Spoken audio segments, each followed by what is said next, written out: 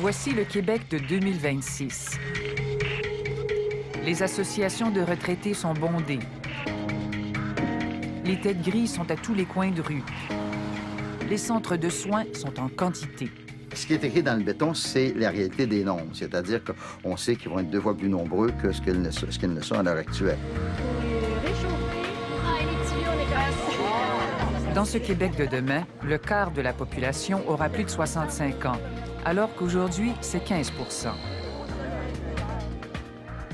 Il y aura beaucoup plus d'inactifs pour peser comme fardeau sur les actifs. Moins d'actifs pour s'occuper de plus d'inactifs. C'est un défi mathématique simple et terrible en même temps. Le Québec, dans le cadre du contexte nord-américain, est une société vraiment distincte d'un point de vue démographique, si vous voulez. Parce que, d'une part, le baby-boom a été beaucoup plus important ici qu'il ne l'a été dans le reste du Canada ou aux États-Unis. Le baby-bust, c'est-à-dire la chute de la natalité, a été plus importante ici qu'elle ne l'a été dans le reste du Canada et aux États-Unis. Donc, ces deux éléments-là font qu'on a eu de moins en moins d'enfants, si vous voulez, que les cohortes que maintenant sont beaucoup plus petites qu'elles n'étaient les cohortes des années 50. En effet, le défi est de taille. Aujourd'hui, il y a 5 travailleurs pour un retraité. Dans une vingtaine d'années, il n'y en aura que 2.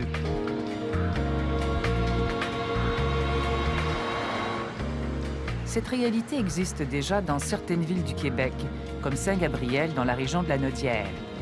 Disons qu'on a une population de 2500 habitants ici à Saint-Gabriel. On peut facilement compter près de la moitié des gens sont des gens retraités.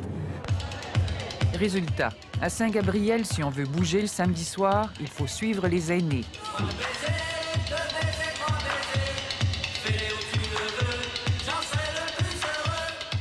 C'est la belle vie, hein? Quand on danse, on est heureux. Yes!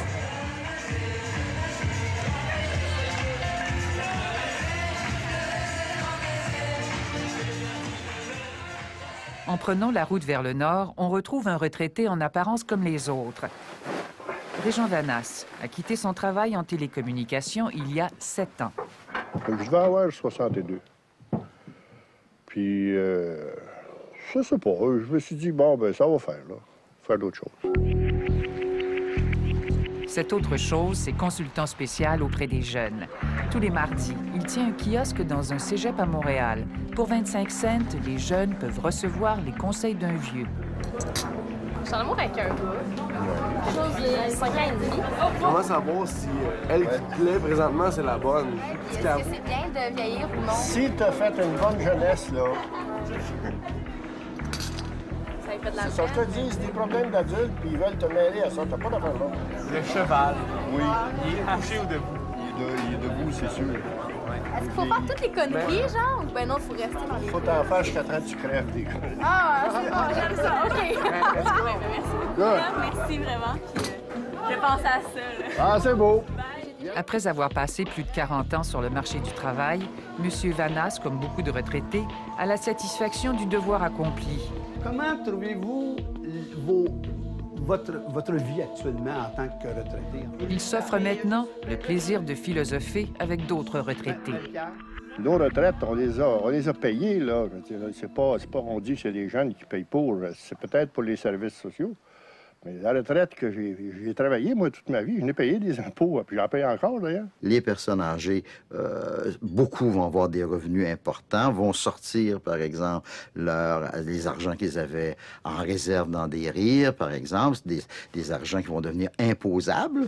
Donc, l'État va recueillir des revenus de ces gens-là, alors que dans le passé, pour diverses raisons, ces gens-là ne vivaient qu'au crochet, entre guillemets, de l'État. Qu'est-ce qu'on pensait des vieux quand on avait leur âge? Essayez de vous rappeler ça, là, puis vous allez leur jeter la paix. Cette richesse des boomers ne sera toutefois pas suffisante, car cette nouvelle génération de retraités est très nombreuse et risque de vivre longtemps. Nos boomers risquent de devenir plus dépendants, surtout en termes de santé, à des âges beaucoup plus élevés, donc à des âges autour de 75, 80, 85. L'allongement de la vie, c'est pas une mauvaise nouvelle en soi. Sauf que c'est les dernières années qui sont lourdes en termes de finances publiques. Il était une fois Un honnête vieux réverbère qui avait rendu de bons et loyaux services pendant de longues années. L'histoire du vieillissement est un peu celle du vieux réverbère. C'était le dernier soir qu'il était sur son poteau et éclairait la rue. Men nu skulle kasseres. Det var den sidste aften, den sad på pælen og lyste der i gaden. Og den var til mode ligesom en gammel balletfigur alene, der nu danser den sidste aften og ved, at i morgen skal hun på loftet. Il était aussi une fois l'histoire d'un petit pays où les aînés se disaient les plus heureux au monde.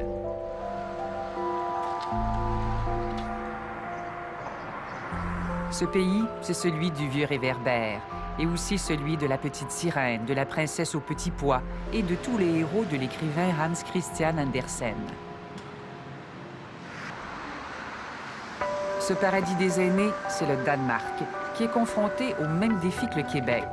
Nous y avons retrouvé des voyageurs québécois qui ne sont pas des touristes ordinaires. Si aujourd'hui, on n'a pas réponse à tout, on pourrait regarder le Danish Welfare Model. Ils sont venus voir de plus près ce qui se fait dans ce pays du Nord, dans l'espoir de trouver des solutions au vieillissement.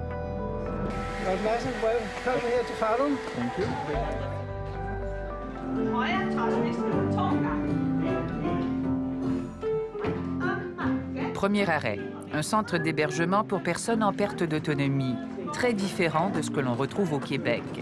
Nos visiteurs sont séduits par ces petites maisons qui sont toutes reliées entre elles.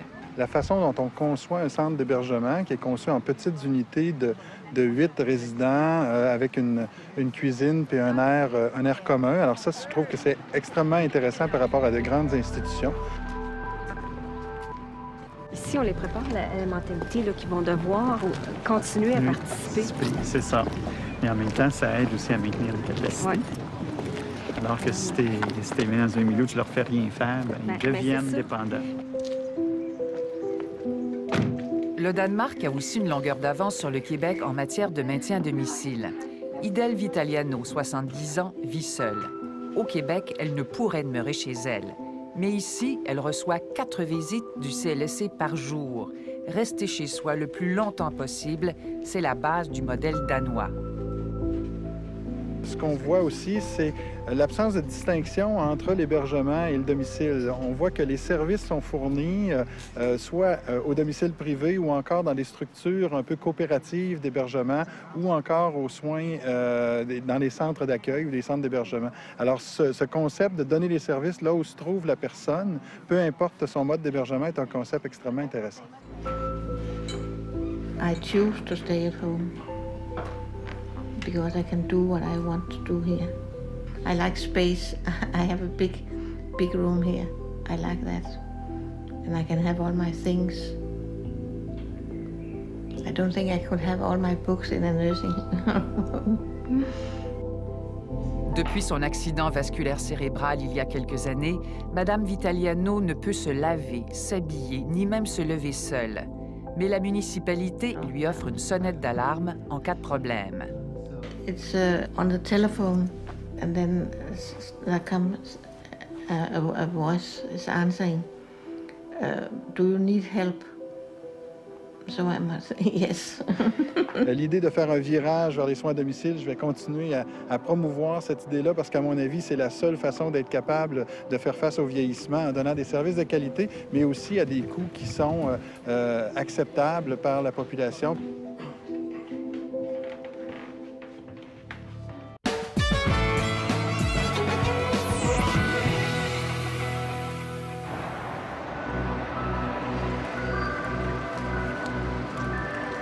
Rien n'est parfait au paradis des aînés. Là aussi, le système de santé montre des signes d'essoufflement. Au moment de notre passage au Danemark, un scandale ébranlait le pays.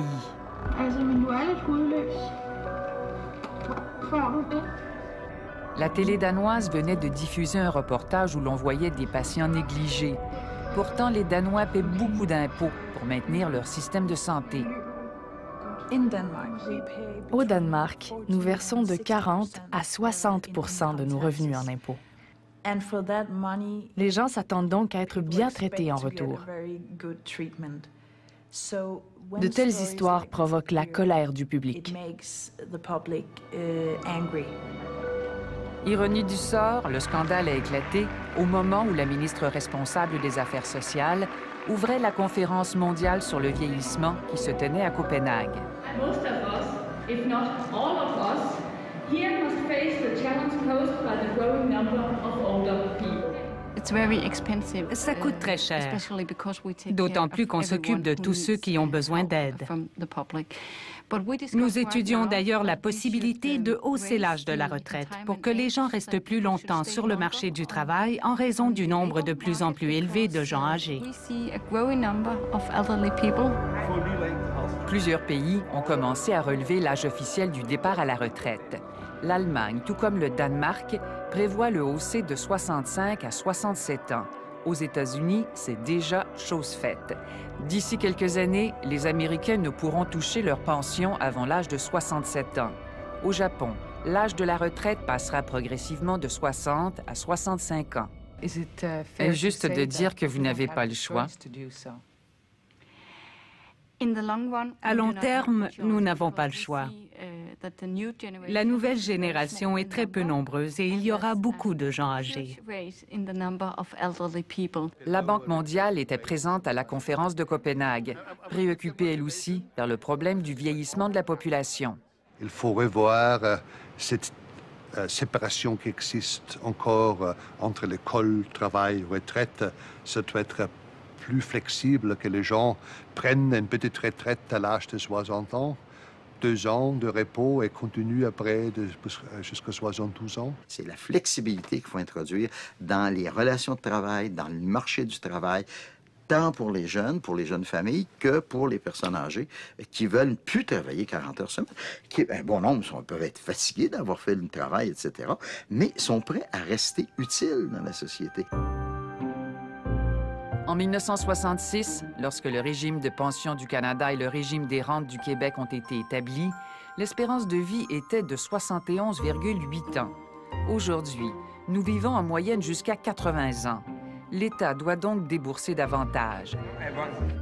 Si l'on vit plus longtemps, doit-on se préparer à travailler plus longtemps et commencer à rêver de liberté 85? Liberté 55, ça va virer à l'absurdité. Et ceux qui ont parlé de civilisation du loisir se sont largement trompés aussi. Et c'est pas une catastrophe non plus de travailler plus longtemps. Il y a des gens qui ont pris leur retraite et qui l'ont regretté amèrement parce qu'ils se sont trouvés désintéressés. Et alors, il y a moyen de moduler. On n'est pas obligé de prendre la retraite absolue. On peut prendre la retraite d'une journée par semaine ou de 2 jours par semaine, une retraite modulée. Alors, il faut changer un certain nombre de lois. Il faut que personne soit pénalisé pour ça. Il faut travailler jusqu'à 85 ans. Il faut trouver des moyens de rester actif jusqu'à 85 ans parce que 30 ans de retraite, c'est un crime. C'est pas un plaisir. Travailler 40 ans, c'est beaucoup. C'est beaucoup d'années. C'est beaucoup de matins à se lever tôt, là, pour le peu qui reste. Parce que là, présentement, à 60 ans, on est rendu dans notre dernier quart de vie, puis je dirais même le dernier moins que le quart. Alors non, moi, liberté 85 ou... mais non, moi, ça m'intéresserait vraiment pas. On fait partie d'une société de super-consommation, mais en même temps, on est très seul. Il y a une grande solitude. C'est l'État qui s'occupe de tout, on se responsabilise, puis il n'y a plus rien qui existe. Est-ce qu'on va être les boucs émissaires d'une société qui n'a pas été capable de planifier ce qui s'en vient? Hein? C'est pas quelque chose qu'on en parle aujourd'hui, mais j'imagine que ça fait 20-30 ans qu'on sait que ça s'en vient, ça. Alors là, on est toujours une société qui met le plaster sur le bobo, qui n'est jamais capable de prévoir les choses. Moi, je m'excuse, mais je ne suis pas pour le sacrifice. Bon, voilà. Merci beaucoup. Travailler plus longtemps sera-t-il suffisant? Devrons-nous aussi travailler plus fort? Il faut que chaque travailleur et chaque travailleuse, et ça joue aussi bien pour l'Orchestre symphonique de Montréal que pour un travailleur de Bombardier que pour un comptable, soit plus productif pendant le même nombre d'heures de travail. J'aimerais aussi pouvoir ignorer le fait de nos régimes, je dirais, désincitatifs, qui ont fait en sorte que nous travaillons moins d'heures par jour, moins de jours par année et moins d'années que nos voisins américains et même ontariens. Si pour Lucien Bouchard, il faut augmenter le nombre d'heures travaillées, Bernard Landry croit plutôt qu'il faut travailler mieux. On fait ça comment? En valorisant l'intelligence, la compétence, l'utilisation de technologies avancées, et il faut être compétent et formé pour utiliser ces technologies. Her står jeg med mine sjældne evner, sagde lygten. Jeg har alt inden i mig, men jeg kan ikke dele med dem. De ved ikke, jeg kan forvandle de hvide vægge til de dejligste tapeter, til rige skove, til alt, hvad de vil ønske sig. De ved det bare ikke. Og lygten stod i øvrigt skuret og net i en krog, hvor den altid faldt i øjnene. Folk sagde rigtig nok, den var lys. L'avantage de vieillir en grand nombre, c'est d'avoir du poids et de pouvoir ainsi faire entendre ses revendications. Le Danemark a créé une structure unique qui donne un nouveau pouvoir aux personnes âgées. Un conseil des aînés qui a pour rôle d'influencer les décisions en leur faveur, notamment en matière de santé et de services sociaux. Erik Horth Madsen en fait partie. You know, a dialogue is better when you know each other, just as we are talking now. And therefore the influence will come and grow up when you have a good dialogue. Un conseil des aînés pour chaque municipalité, voilà une idée qui séduit nos visiteurs québécois, surtout Georges Lalande. Il est président du Conseil des aînés du Québec, un organisme provincial dont le rôle se limite à conseiller le gouvernement. Il faudrait que chaque village, chaque municipalité puisse avoir ce type de conseil des aînés ou de conseil de personnes. C'est bien plus un conseil des âges, finalement, parce qu'il ne conseille pas simplement sur ce que sont les aînés, mais sur l'intergénérationnel. Alors, c'est implantable chez nous, là. C'est des choses qui peuvent être faites. Avec une structure favorisant la parole des plus âgés, quelle place restera-t-il aux jeunes? Il va y avoir des équilibres nouveaux à trouver. Et ça, comme on sait que notre société fonctionne beaucoup par le jeu des lobbies, c'est évident que le lobby des personnes âgées, des retraités, etc., va être très important dans les sociétés futures et que le lobby des jeunes risque de ne pas avoir le poids qu'il espérait avoir.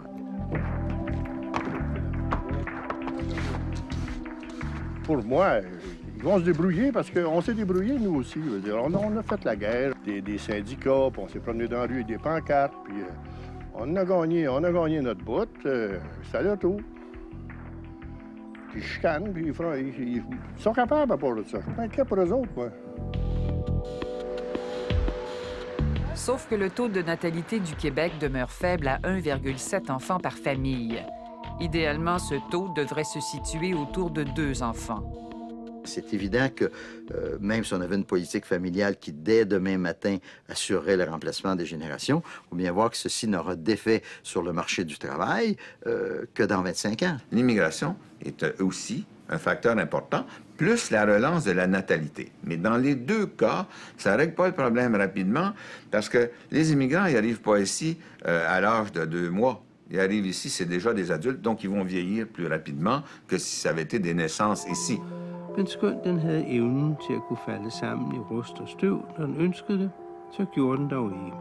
Og så kom de i smelteovnen og blev til den dejligste jernlysestage, hvor nogen ville sætte et vokslys. L'histoire du vieux réverbère se finit bien. Il a su s'adapter aux besoins de la société et demeurer actif, utile et productif.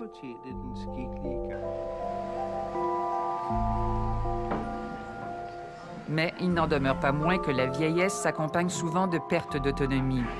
Elle prend naissance pour vous. Oh, mon Dieu Seigneur, ma petite fille! Dans ce centre de Saint-Gabriel, les résidents peuvent compter sur un soutien précieux, les bénévoles. 50 bénévoles pour autant de résidents. Oh, mon Dieu, on est fini, là. Nos mains, tu vas mal sèches, oui. Ben oui.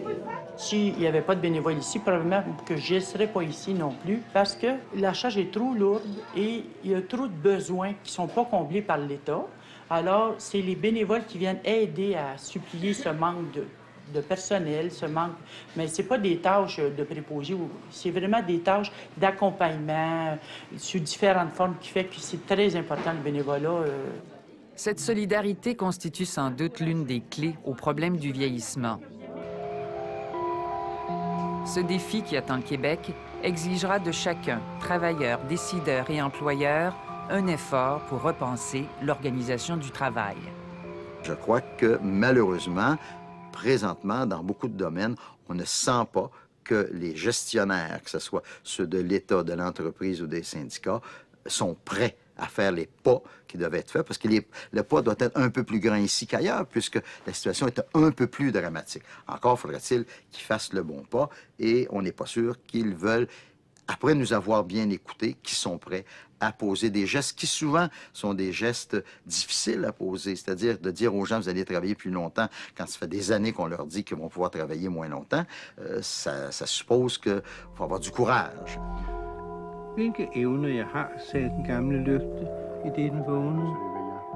Og for den tid havde den mere... Il est plus serein. Le vieux réverbère l'avait bien mérité.